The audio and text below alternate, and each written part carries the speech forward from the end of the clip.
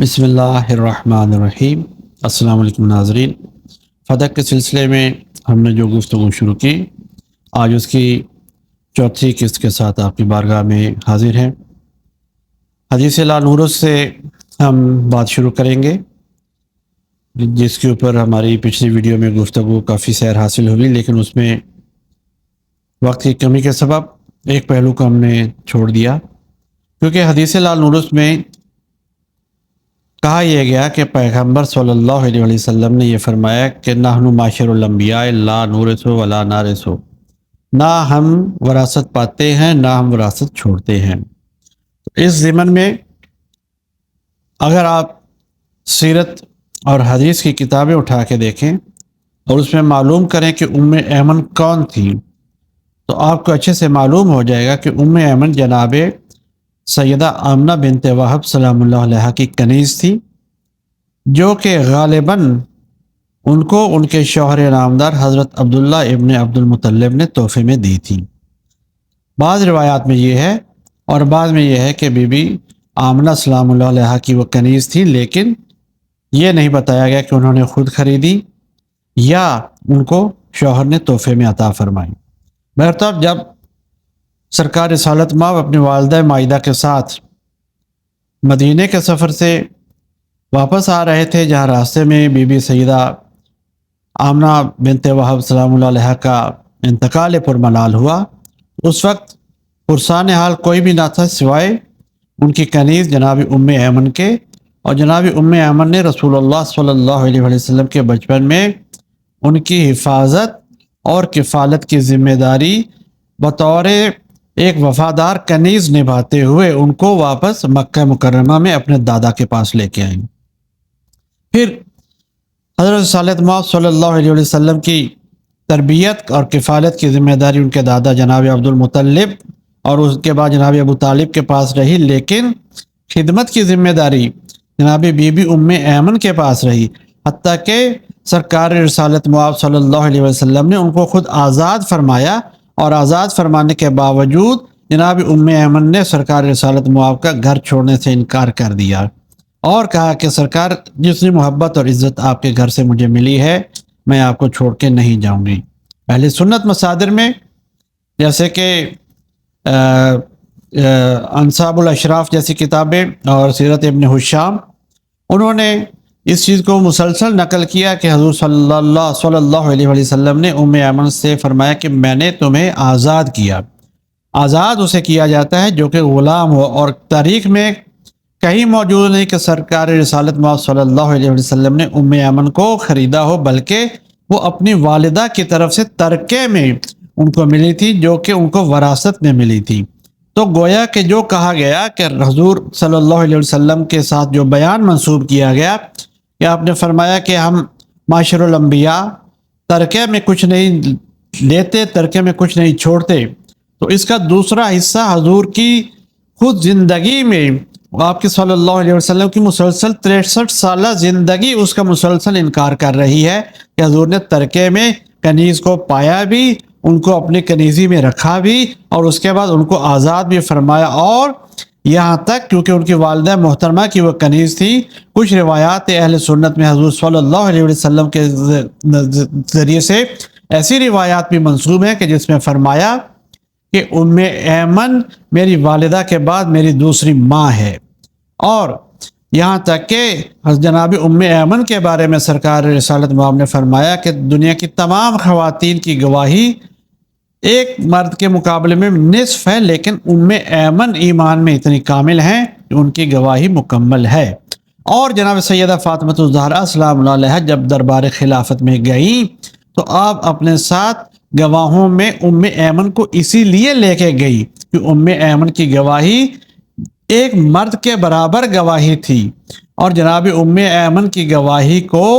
جب دربار میں پیش کیا گیا تو اس کو اس بنیاد پہ صرف رد کر دیا گیا کہ سیدہ فاطمہ الزہرا سلام علیہ کے حق میں وہ گواہی تھی، حالانکہ ام ایمن کا آنا خود اس حدیث کا بطلان تھا، اس جھوٹی حدیث کا بطلان تھا کہ نبی کو وراثت میں کچھ نہیں ملتا، جبکہ گواہی دینے آئی ہی وہ ہے کہ جو خود وراثت میں ملی ہے۔ تو ناظرین کرام، یہ ہم نے عقلی نقلی اور قرآنی دلائل سے ثابت کیا کہ یہ حدیث خود گھڑی گئی اور حضور کے نام منسوب کی گئی۔ اب اس کا گھڑنے والے کا انجام کیا ہے، یہ حدیث کی کتابوں سے اہل عقل، اہل دانش خود ڈھونڈ سکتے ہیں کہ حضور نے کیا فرمایا کہ جس نے عمدن متعمدن میرے اوپر جھوٹ باندھا فحسبہ، اس کے لیے میں وہ الفاظ استعمال نہیں کرنا چاہتا، لیکن میں وہ الفاظ استعمال کروں یا نہ کروں اس کا ٹھکانہ وہی ہے جو رسول اللہ صلی اللہ علیہ وسلم بتا کر گئے۔ تو دوسرا بہت بڑا اعتراض جب تشیع کی طرف سے دیے گئے تمام حوالہ جات، دلائل، جناب سیدہ فاطمہ الزہرا سلام اللہ علیہا کا خطبہ اور دیگر دلائل پیش کیے جاتے ہیں وراثت کے حوالے سے۔ ابھی ہم نے ہبہ کے حوالے سے بات نہیں کی کہ جو رسول اللہ صلی اللہ علیہ وسلم نے لکھ کر دیا تھا، اس کے حوالے سے برادران اہل سنت کے پاس کوئی دلیل ہی نہیں ہے، لیکن اس کے اوپر ہم نے گفتگو نہیں کی کیونکہ سوال گندم جواب چنا، بی بی سوال ہبہ کا لے کے گئی تھی، ہبہ کا سوال لے کے گئی تھی، لیکن جواب وراثت کا دیا گیا، تو ہم وراثت کے اوپر ہی گفتگو کر رہے ہیں۔ تو عزیزان محترم، دوسرا جو بڑا اعتراض کیا جاتا ہے وہ یہ ہے کہ اگر ٹھیک ہے مان لیا کہ فدق سیدہ فاطمہ الزہرا سلام اللہ علیہا کا حق تھا، اہل البیت علیہم السلام کا حق تھا، تو پھر جناب امیر المؤمنین علی ابن ابی طالب علیہ السلام نے اپنے عہد خلافت میں فدق کو واپس کیوں نہ لیا؟ تو عزیزان گرامی، عرض یہ ہے کہ یہ سوال کرنے والی حقیقت یہ ہے کہ علی کی ذات کو نہیں پہچانتے۔ اگر علی کو سمجھنا ہو تو علی کو سمجھنے کے لیے اس کے خدائے وحدہ لا شریک کی بے نیازی کو سمجھنا پڑے گا، اور اگر اللہ کی بے نیازی کو سمجھنا ہو تو اللہ کے علی بندے کی بے نیازی کو سمجھنا ہوگا۔ ایک لمحے کے لیے ہم یہ فرض کرتے ہیں کہ جناب امیر المومنین علی ابن ابی طالب کو خلافت ملی، چوتھے عہد خلافت، جو کہ مسلمانوں نے دی خلافت، نص رسول سے یہ خلافت نہیں تسلیم کی گئی۔ جو نص رسول سے خلافت غدیر میں دی گئی تھی اس کا تو انکار ہے، لیکن اس کو ہم یہ کہیں گے کہ جبر مشیت تھا کہ امت کو گھیر کے اللہ نے علی کے دروازے پہ گھٹنے ٹیکنے پہ مجبور کر دیا کہ اب علی کے سوا ہمارے پاس کوئی راستہ نہیں بچا۔ حالانکہ خلفائے ما سبق، تینوں خلفاء کے نامزد کردہ بہت مضبوط گورنرز موجود تھے، اور مدینہ میں مروان بن حکم جیسے شخص کا مکمل غلبہ تھا، مکمل کنٹرول تھا۔ شام میں ابو سفیان کے بیٹے اور ان کے آل کا مکمل غلبہ تھا، اور شام ایک ملک کے برابر ایک علاقہ تھا ان کے تسلط میں، اور عراق تک ان کا تسلط تھا۔ تو ان کے ہوتے ہوئے امت جانے والے خلیفہ حضرت عثمان کے لواحقین کی طرف متوجہ نہیں ہوئی، بلکہ در علی پہ آ کے جمع ہو گئی، کہ اس شخص کے دروازے پہ جمع ہو گئی کہ جو دنیا کو 3 طلاقیں دے چکا تھا، جس کی نظر میں اس دنیا کی حیثیت ایک کوڑی کے ہاتھ میں ایک مردار کی، ناپاک مردار حرام جانور کی آنتوں سے زیادہ کچھ نہیں۔ اس کے دروازے پہ یہ دنیا جمع ہوئی اور منت سماجت کر کے، اور حیرت یہ ہے کہ علی کو مجبور کر کے علی کو اپنا خلیفہ مانا۔ اس امت کا بھی کیا کہنا کہ علی کو خلیفہ نہیں مانا تو بھی استبداد کیا، علی کو خلیفہ مانا تو بھی استبداد کیا۔ بہرطور ایک لمحے کو مان لیجئے کہ جب علی علیہ السلام کو خلافت مل گئی تو علی اگر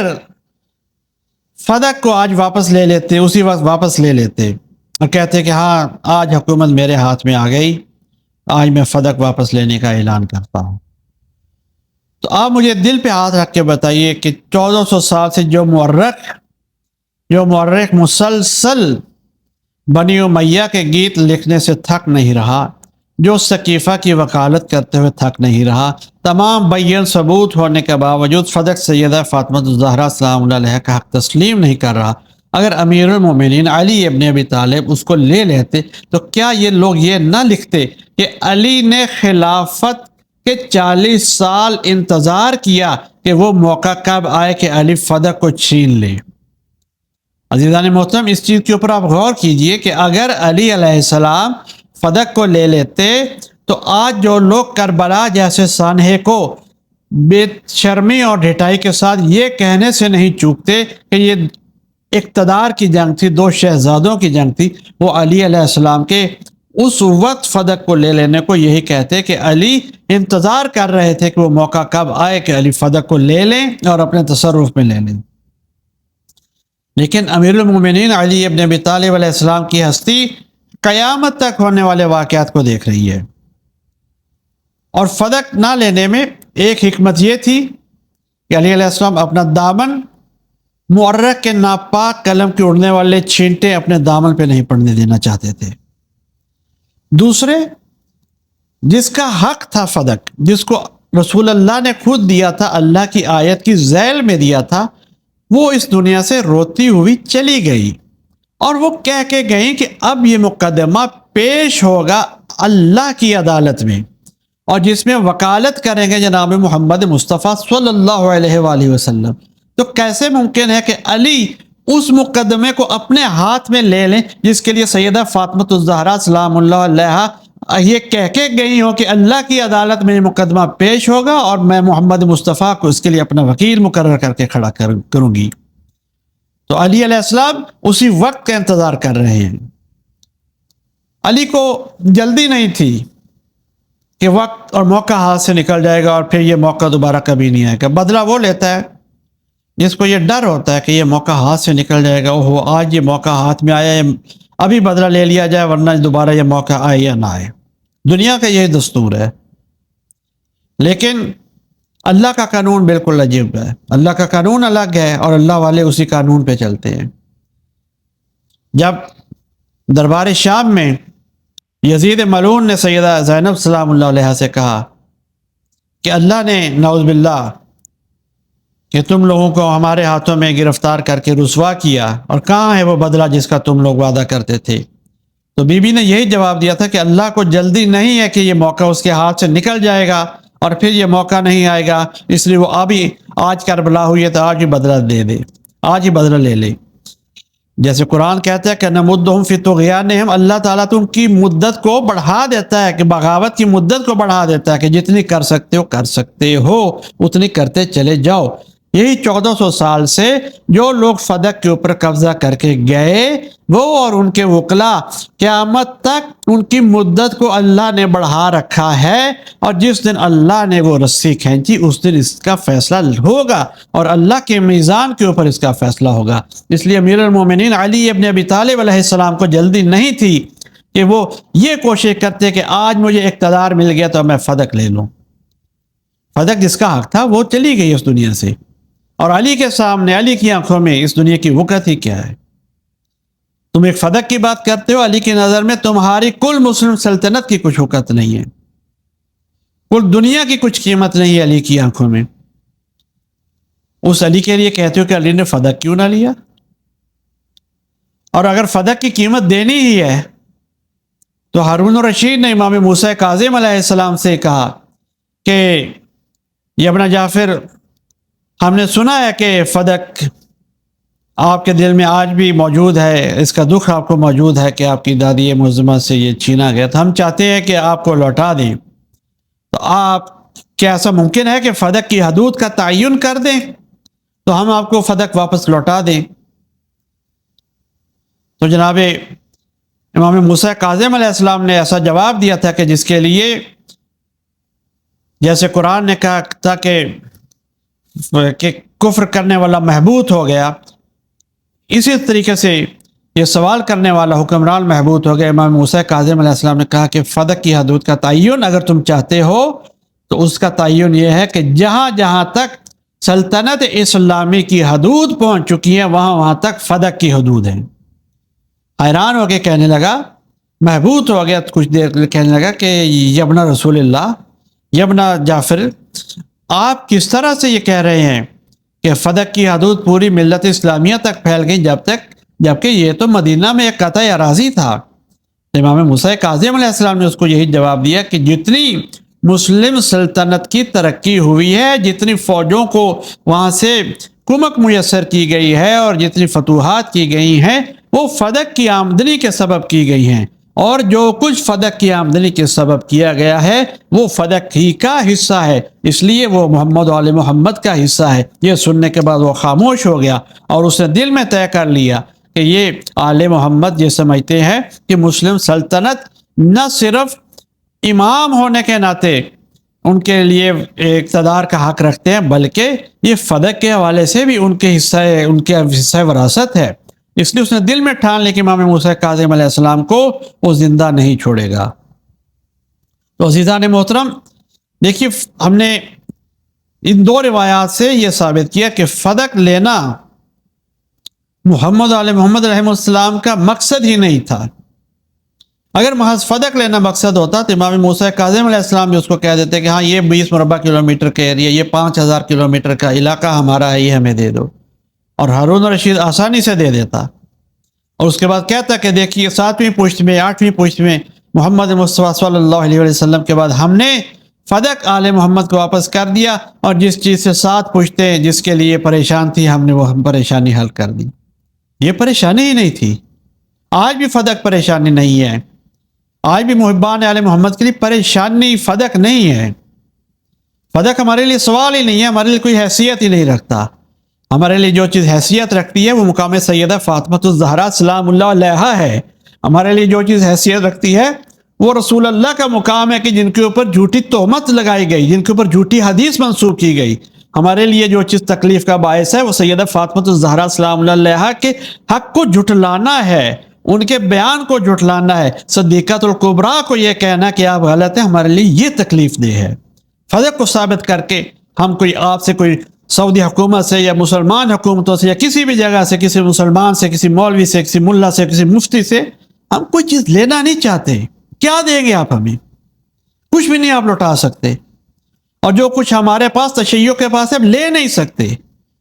صدیاں گزر گئی آپ کو تشیع کو قتل کرتے ہوئے، صدیاں گزر گئی آپ کو لوگوں کے ہاتھ پاؤں کاٹتے ہوئے، بچوں کو یتیم کرتے ہوئے، گھروں کو آگ لگاتے ہوئے۔ آپ علی کی محبت ہمارے دلوں سے نکال نہیں سکے اور نہ نکال سکتے ہیں۔ کس چیز کی ہمارے پاس کمی ہے؟ علی کی محبت سے بڑھ کے دنیا میں کوئی چیز ہے؟ کائنات میں علی کی محبت سے بڑھ کے کوئی چیز نہیں۔ ہم تو اپنی نمازوں میں دعا کرتے ہیں کہ بار الہ کہ ہمیں قبر میں پہلی زیارت حسین علیہ السلام کی ہو، ہمیں حسین علیہ السلام کی شفاعت نصیب ہو، ہمیں محمد علیہ محمد کی آخرت میں معیت نصیب ہو، اور ہمارے لیے اس سے بڑا کوئی اثاثہ نہیں ہے۔ ہم ان کی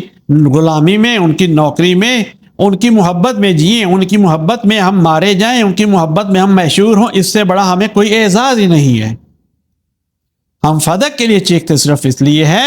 کہ ہم وہ زبانیں بند کرنا چاہتے ہیں کہ جن زبانوں نے انما یرید اللہ لیذھب عنکم الرجس اہل البیت ویطہرکم تطہیرا، جن زبانوں کو اللہ نے تطہیر کے ساتھ رجس سے پاک کر دیا، جو زبانیں اللہ کے نزدیک صدیق زبانیں ہیں، ان کے خلاف جو زبانیں اٹھتی ہیں ہم ان زبانوں کو بند کرنا چاہتے ہیں۔ ہم اللہ کی صداقت کے خلاف اٹھنے والی زبانوں کو بند کرنا چاہتے ہیں۔ جس کی گواہی قرآن دے دے اس کے اوپر بہتان لگانا، کاہے کا اسلام، کاہے کا کلمہ رہا، کاہے کا دین رہا؟ تھوڑا تو اپنے دین کو ٹٹولیے، تھوڑا تو اپنے دل کو ٹٹولیے، قرآن میں دیکھیے کہ آپ کر کیا رہے ہیں، کس کو خوش کر رہے ہیں۔ کیا اللہ کی خوشی اسی میں ہے کہ اللہ کے ہی قانون کو جھٹلایا جائے؟ کیا اللہ آپ کے ساتھ اس بات پہ راضی ہوگا کہ آپ اللہ کی آیات کے خلاف فیصلے کرتے رہیں اور پھر اس کو اسلام کا نام دیتے رہیں؟ یا تو آپ کو اللہ کی ذات پہ بھی اعتبار نہیں ہے، آپ کا اسلام صرف ظاہری اسلام رہ جاتا ہے۔ اگر اللہ کی بات کے اوپر یقین نہیں ہے، آپ کو یقین نہیں ہے کہ آپ نے اللہ کے حضور پیش ہونا ہے، تو آپ اللہ کے کیے ہوئے فیصلے کے خلاف اپنا فیصلہ کیسے لا سکتے ہیں؟ آپ اللہ کی عدالت کے خلاف اپنی عدالت کیسے کھڑی کر سکتے ہیں؟ آپ اللہ کی گواہی کے خلاف اپنی گواہی کیسے لا سکتے ہیں؟ برادران گرامی، برادران اسلامی، اہل ایمان، سوچئے، یا ایھا الذین آمنوا آمنوا باللہ و برسولہ، اے ایمان لانے والو، اللہ اور اللہ کے رسول پر ایمان لے آؤ۔ دعویٰ تو کر دیا ایمان کا، قرآن کہہ رہا ہے، میں نہیں کہہ رہا۔ آمنو ایمان لے آئے تھے، آمنو ایمان لے آؤ۔ تمہارا ایمان زنگ کا شکار ہو گیا ہے، تمہارے ایمان کو زنگ لگ گیا دنیا کی محبت کا، اپنے پسندیدہ لوگوں کی محبت کا، صاحبان اقتدار کی محبت کا۔ یہ جو ذیق دلوں کو لگا ہے اس کو اتارنے کی کوشش کیجئے۔ میں کسی شخصیت کے خلاف نہیں ہوں، کسی کی ذات کے خلاف بے ادبی کرنے کے حق میں نہیں ہوں، جو تاریخ میں گزر گئے سو گزر گئے، لیکن ایک چیز کی تکلیف ہے جس کے لیے بیان دے رہے ہیں، اور اسی چیز کے اوپر ہم گفتگو کر رہے ہیں کہ ہمیں تکلیف ہے کہ سرکار رسالت محمد مصطفیٰ احمد مجتبیٰ صلی اللہ علیہ وسلم جو شریعت لے کے آئے ان کے خلاف ایسا بیان منسوب کیا جا رہا ہے کہ جو خود ان کی شریعت کے خلاف ہے۔ ہمیں دکھ ہے سیدہ فاطمہ الزہرا کی شخصیت کے لیے کہ جن کی صداقت اور جن کی طہارت اور جن کی عصمت کی قرآن گواہی دے رہا ہے، آپ ان کے اوپر جھوٹ کا بتلان لگا رہے ہیں، ان کے اوپر غلطی کا جھوٹا الزام لگا رہے ہیں۔ آپ کو اتنا احساس نہیں ہے؟ کاش آپ کو یہ احساس ہو جائے کہ یہ کتنا بڑا گناہ ہے، اور آپ محمد و آل محمد کے دروازے پہ اپنے سر کو جھکا دیں جیسے کہ سرکار رسالت آپ خود چاہتے ہیں اور جیسے کہ اللہ تعالیٰ چاہتا ہے۔ وما علینا الا البلاغ، والسلام علیکم ورحمۃ اللہ وبرکاتہ، وصلی اللہ علی محمد وعلی آلہ الطیبین الطاہرین المعصومین المظلومین، اللہم صلی علی محمد وعلی محمد وعجل فرجہم۔